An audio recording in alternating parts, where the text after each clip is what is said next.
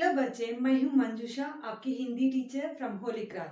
आज हम fourth standard का हिंदी गरिमा पाठ के दूसरी चैप्टर सेकंड चैप्टर चिड़िया की बच्ची पाठ के बारे में जानकारी लेंगे। चिड़िया की बच्ची पाठ पढ़ेंगे। तो इस पाठ का कवि है जैनेन्द्र कुमार। पाठ के लेखक का नाम क्या है? जैनेन्द्र कुमार। तो इस पाठ में जैनेन्द्र कुमार ने एक छोटी सी चिड़िया के बारे में बताया था। उनके मनोभावों के बारे में, व स्वाभाविक जीवन के बारे में बताया था। तो इससे इस छोटी की चिड़िया की एक छोटा सा कहानी बताया था। अब मैं वो कहानी आपको बताऊंगी। एक छोटी चिड़िया की कहानी पढ़ेंगे हम। तो एक सेठ था, उसका नाम था माधव दास। सेठ का नाम क्या है? माधव दास। उसके पास तो बहुत सारे पैसे हैं। तो उसने एक बहुत बड़ा बंगला का संगमरमर से कोटी का मतलब है बड़ा बंगला। संगमरमर का मतलब है एक प्रकार का पत्थर, तो मार्बल। मार्बल से एक बहुत बड़ा सा बंगला बनाया था। उस बंगले के सामने फाउंटेन, फव्वारे का मतलब है फाउंटेन है। और बहुत सारे पेड़ पौधे हैं, गार्डन, गुलाबों के और रंग बिरंगे फूलों के बगीचा भी है। तो वो उसके पास तो बहुत सारे पैसे हैं ना। तो एक सुंदर सा बंगला बनाया था कोटी। और हर रोज शाम को उसके पास बहुत सारे समय भी है, बहुत समय भी है, फ्री टाइम। तो वो क्या करते थे कि शाम के समय धूप चले जाते हैं ना, सुबह की गर्मी चले जाने के बाद वो क्या करते हैं कि शाम के समय उस बंगले के बाहर उस बगीचे में एक तख्त डालकर, मतलब है एक एक बैठते थे। तो हर रोज शाम को इस तरह बैठते हैं ना। तो एक दिन तो क्या हुआ, उस दिन थोड़ा आकाश बाहर क्या कैसे है ये एटमॉस्फेयर, बादल, कुछ कुछ बादल है। तो शाम हो रहा है, उतना गर्मी भी नहीं है, बादल आ गया है। तो वो अपने बगीचे को, अपने गार्डन को देख रहे थे, ये फूलों का, ये पेड़ पौधों को देख रहे हैं। तो तभी एक छोटा सा चिड़िया आकर एक गुलाब के डाल के ऊपर बैठ गया। एक गुलाब के डाल के ऊपर बैठ गया। तो उसको देखकर सेठ को तो बहुत मनभावनी लगी। तो चिड़ियों को देखकर माधव दास को बहुत मनभावनी लगी। तो मन को पसंद आ गया वो चिड़िया ने। तो उसको देखते ही रह गया। तो वो चिड़िया क्या करने लगे, एक डाल से दूसरे डाल, इधर से उधर, उधर से उधर, इधर फिरती रहे। तो जंपिंग, तो एक डाल से दूसरे डाल को, दूसरे डाल से इस डाल को फिरती रहती है। तो कुछ देर के बाद माधवदास ने क्या किया, उससे बात करने लगे। ओ चिड़िया, ये बगीचे तो तुम्हारे लिए ही बनवा गया है, तुम हमेशा इधर आते रहो, तो तुम हमेशा यहाँ आया करो। इस बात सुनने के बाद चिड़िया तो घबरा गई, ये कौन बात कर रहे हैं मुझसे। तो वो इधर उधर देखकर सेठ को देखा, तो घबरा कर बोला, माफ कीजिए, ये मुझे तो ये मालूम नहीं कि ये बगीचा आपका है। मैं तो ये सांस के लिए, पल भर सांस लेने के लिए, मैं तो पल भर सांस के लिए इधर रुकी हूँ, अभी चली जाती हूँ। मुझे तो पता नहीं था कि ये बगीचा आपका है। तो माधवदास ने क्या बोला, नहीं नहीं, ये बगीचा तो तुम्हारे लिए ही बनाया है, तुम हमेशा कभी भी कब चाहे तुम यहाँ आ सकते हो। इस तरह बोलने पर भी चिड़िया घबरा कर बोली, नहीं नहीं, मैं अभी चली जाती हूँ।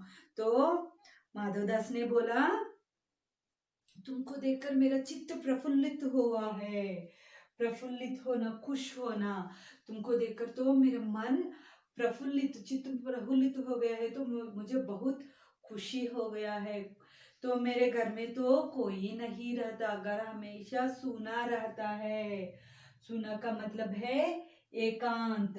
मेरा घर तो हमेशा सुना रहता है, एकांत है, कोई आवाज करने वाला भी नहीं है मेरे घर में।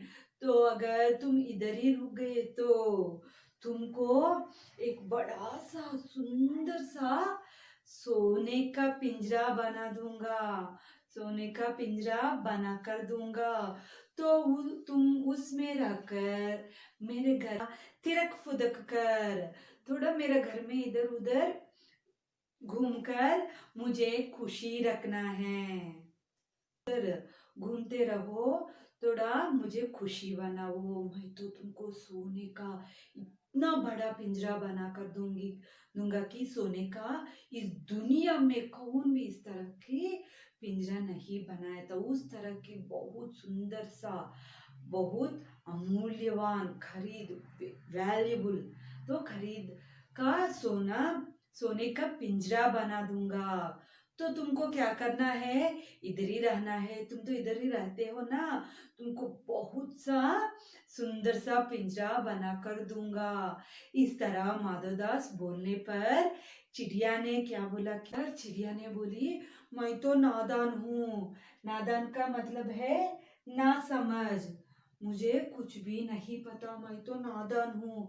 सूरज के धूप खाने के लिए सुबह सुबह सूरज के किरण आते हैं ना, किरणों से खेलने के लिए, और हवा से खेलने, फूलों से बात करने के लिए। तो चिड़िया बाहर क्यों आएगी, ये सूरज के किरणों से, ये हवा से, ये फूलों से खेलने के लिए तो बाहर आ गए हैं। ऐसे ही बाहर आ गई हूँ मैं।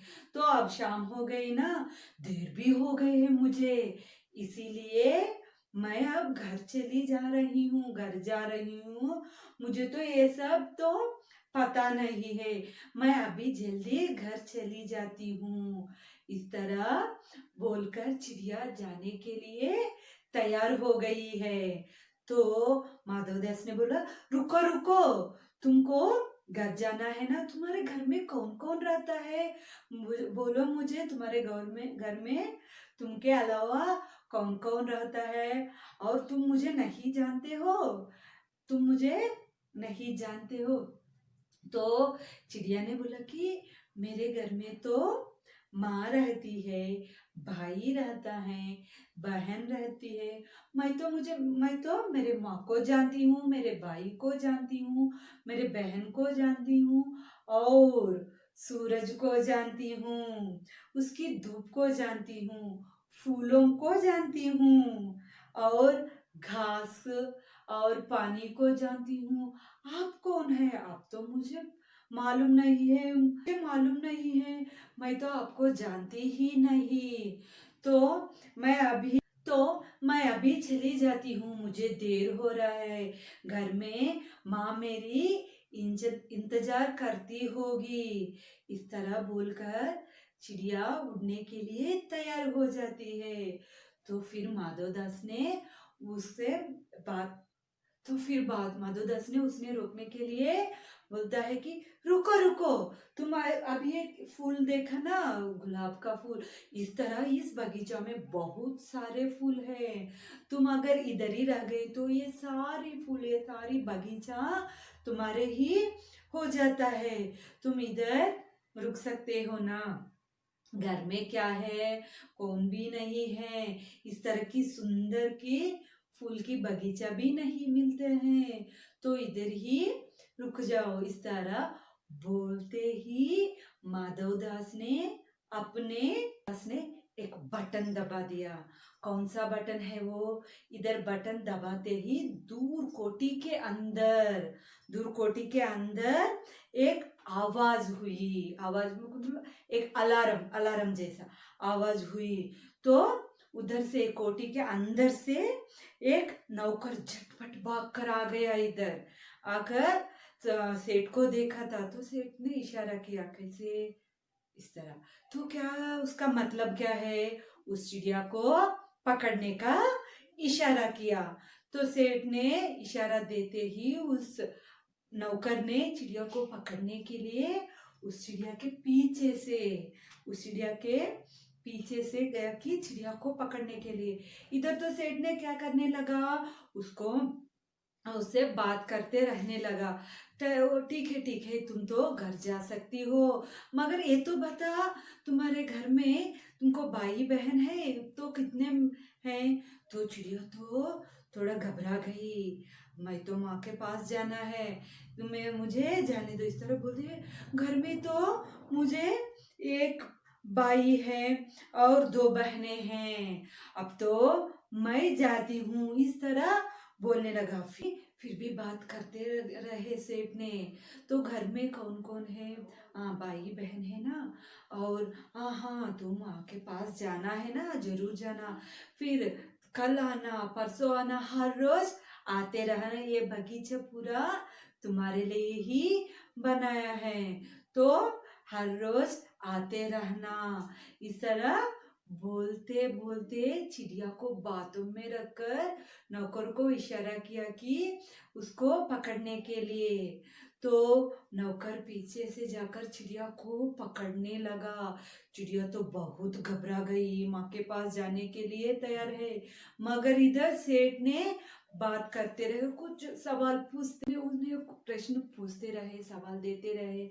नौकर ने पीछे से आकर उसको पकड़ने का कोशिश करने लगा। तो चिड़िया को भी समझ में आ गया कोई ये कठोर स्पर्श आकर उसको छूने छूने के लिए आ रहा है। तो झटपट का मतलब है तुरंत, झटपट में चिड़िया उड़ गई। तो वो नौकर के हाथों में आकर ही नहीं आया, इस तरह वो उड़ गई है। तो अब तो नौकर के हाथों में चिड़िया नहीं आया, उड़ गई एक बार में, झटपट में उड़ गई है, उड़ती ही एक सांस में उतने जोर से उड़कर माँ के पास चली गई है, और उधर जाकर सुबकने लगी है। माँ के गोद में गिरकर सुबकने लगी है कि माँ, ओ माँ। तो हम दौड़ कर घर आते, तो घर में बैठकर बोलते हैं ना, कर आवाज देते हैं ना, उसी तरह जोर से उड़कर गई ना घर को। तो माँ के गोद में गिरकर बोल रहे के माँ, ओ माँ। तो माँ ने पूछा, क्या हुआ बिटिया, क्या हुआ बच्ची, ऐसे कहे हो तुम, क्यों हो तुम, क्या है मेरी बच्ची, क्या है, क्या हुआ? तरह बोलते ही माँ को चिपक कर, तो माँ को छाती में चिपक कर, ऐसे चिपक कर उसके पास ही सो गई है चिड़िया, अपने माँ के पास। कभी भी माँ को छोड़कर बाहर नहीं जाऊंगी, इस तरह माँ के पास ही, उसको माँ के पास ही सो गई है। तो इस तरह इधर तो माधव दास ने चिड़िया को बंदी करके अपने सुंदर कोटि का बहुत सुंदर कोटि का और सुंदरता बढ़ाना चाहता था, मगर चिड़िया तो अपने माँ के पास ही रहना चाहते हैं। इसीलिए जो माधव दास को तो ये एक मनोरंजन हो सकता है, चिड़िया को बंदी करके उसमें सुंदर सा पिंजरा बनाकर उसमें रखना, उनको तो बहुत बहुत मनोरंजक है। मगर चिड़िया को तो ये एक सजा जैसा है, माँ से दूर करके उसको इधर रखना तो चिड़िया को सजा जैसा। आपको भी ना, अब आप भी हमेशा माँ को छोड़कर कहीं भी जाना नहीं चाहते हैं ना, हमेशा मम्मा पापा के साथ रहना चाहते। इसी तरह चिड़िया को भी अपने माँ के पास ही रहना पसंद है। यही आज हमारी चिड़िया की बच्ची की। अब मैं एक बार पाठ पढ़ती हूँ, देख ले बच्चे। चिड़िया की बच्ची। आप जानते ही हैं, पक्षियों को पिंजरे में रखना एक अपराध है। प्रकृति ने उन्हें खुले आसमान में रहने के लायक बनाया है, वही उनका स्वाभाविक जीवन है। पक्षियों को पिंजरे में बंद रखना हमारे लिए मनोरंजन हो सकता है, उनके लिए यह किसी सजा से कम नहीं होता। पाठ प्रवेश। एक सेठ ने सोचा कि क्यों न चिड़िया को पिंजरे में बंद कर लिया जाए। उसने चिड़िया को बातों में उलझाए रखा ताकि इस बीच उसका नौकर चिड़िया को पकड़ सके। सेठ की चालाकी से अनजान चिड़िया एक बड़ी मुसीबत में फंसते फंसते कैसे बची, यही इस कहानी में बताया गया है। माधवदास ने अपनी नई कोठी संगमरमर से बनवाई है। उसके सामने बहुत सुहावना बगीचा भी लगवाया है। उनको कला से बहुत प्रेम है। फूल पौधे रकाबियों में हौजों में लगे हैं। फव्वारों में उछलता हुआ पानी उन्हें बहुत अच्छा लगता है। समय भी उनके पास काफी है। शाम को जब दिन की गर्मी ढल जाती है और आसमान कई रंग का होता जाता है, तब वह कोठी के बाहर चबूतरे पर तख्त डलवाकर मनसद के सहारे गलीचे पर बैठते हैं और प्रकृति की छटा निहारते हैं। आज कुछ कुछ बादल थे, घटा गहरी नहीं थी। धूप का प्रकाश उनमें से छन छन कर आ रहा था।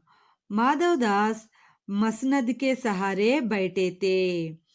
उनके देखते देखते सामने की गुलाब की डाली पर एक चिड़िया आन बैठी। चिड़िया बहुत सुंदर थी। माधवदास को वह चिड़िया बड़ी मनभावनी लगी। कुछ देर तक उस चिड़िया का इस डाल से उस डाल थिरकना देखने के बाद उन्होंने चिड़िया से कहा, सुनो चिड़िया, यह बगीचा मैंने तुम्हारे लिए ही बनाया है। तुम बेखट के यहाँ आया करो। चिड़िया एकाएक घबराई, फिर बोली, मुझको मालूम नहीं था कि यह बगीचा आपका है। मैं अभी चली जाती हूँ। पल भर सांस लेने में यहाँ टिक गई थी। माधवदास ने कहा, मेरी बोली चिड़िया, तुम्हें देखकर मेरा चित्त प्रफुल्लित हुआ है। मेरा महल भी सूना है, वह कोई भी चहचहाता नहीं है। तुम्हें देखकर मेरे परिवार का जी बहलेगा। तुम यही क्यों नहीं रह जाती? मेरे पास बहुत सा सोना है। तेरा घर समूचा सोने का होगा। ऐसा पिंजरा बनवाऊंगा कि कहीं दुनिया में ना होगा। ऐसा कि तू देखती रह जाए। तू उसके भीतर थिरक फुदक कर मुझे खुश करना। चिड़िया बोली, मैं नादान हूँ, मैं कुछ समझती नहीं। सूरज की धूप खाने, हवा से खेलने और फूलों से बात करने जरा मैं घर से उड़ आई थी। अब सांझ हो गई है, सो माँ के पास जा रही हूँ। आप सोच न करें। माधवदास ने कहा, बोली चिड़िया, तुम कहाँ रहती हो? तुम मुझे नहीं जानती हो? चिड़िया बोली, मैं माँ को जानती हूँ, बाई को जानती हूँ, सूरज और उसकी धूप को जानती हूँ, घास पानी और फूलों को जानती हूँ। तुम कौन हो? मैं नहीं जानती। मुझको देर हो रही है। माँ मेरी बाट देखती होगी। मैं माँ के पास जा रही हूँ। माधवदास उसे रोकते हुए बोले, टहर टहर, अपने पास के इस फूल को तूने देखा? यह एक है। ऐसे अनगिनत फूल मेरे बगीचों में हैं। वे भांति भांति के रंग के हैं। तरह तरह की उनकी खुशबू है। वे सब फूल तेरे लिए खिला करेंगे। मैं तुझे सोने से मढ़कर तेरे मूल्य को चमका दूंगा। तूने मेरे चित्त को प्रसन्न किया है, तू मत जा, यही रह। यह कहने के साथ ही सेठ ने एक बटन दबा दिया। उसके दबाने से दूर कोठी के अंदर आवाज हुई, जिसे सुनकर एक नौकर झटपट भागकर बाहर आया। यह सब क्षण भर में हो गया। चिड़िया कुछ भी नहीं समझी। सेठ का इशारा पाते ही नौकर चिड़िया को पकड़ने के जतन में जुट गया। इधर चिड़िया को बातों में उलझाए रखने के लिए सेठ बोले, तुम अभी माँ के पास अवश्य जाओ, माँ बाट देखती होगी, पर कल आओगी ना? कल आना, परसों आना, रोज आना। तुम बड़ी सुंदर लगती हो। तुम्हारे भाई बहन हैं? कितने भाई बहन हैं? चिड़िया ने बताया, 2 बहनें हैं, 1 भाई है, पर मुझे देर हो रही है।